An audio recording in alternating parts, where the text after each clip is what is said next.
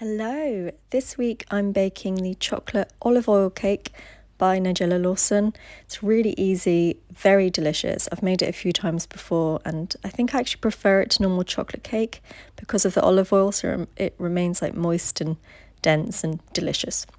So first up, it's olive oil. I'm just using normal olive oil, not extra virgin or anything like that, into a bowl, and then some caster sugar.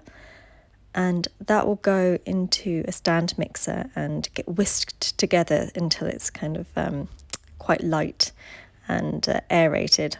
Oh, and also an egg, I should say. And then I'm going to measure out some cocoa powder,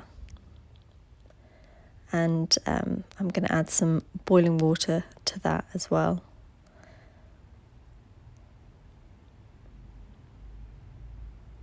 Give it a bit of a sieve first. Sieve or sift? Sieve, I think. Anyway, adding a bit of boiling water and giving that a little whisk together until it's nice and smooth.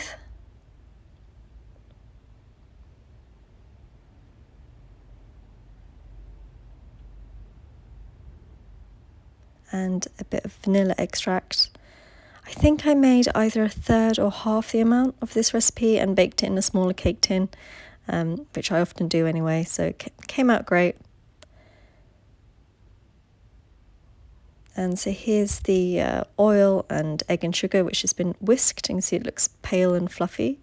And then adding in that chocolate mixture, getting every last bit out of the bowl. And then I'm going to mix that together again, as you can see.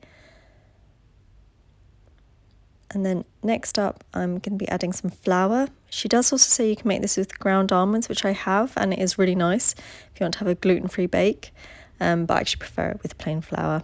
And then some bicarbonate of soda and a pinch of salt. And then that gets mixed together again. And here's my lined tin, so I'm just pouring that in. Getting every last bit out.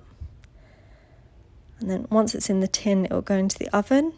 I think it's 150 fan, and I think it actually takes quite a while, about 50 minutes in the oven, although I think as this was smaller it took less time.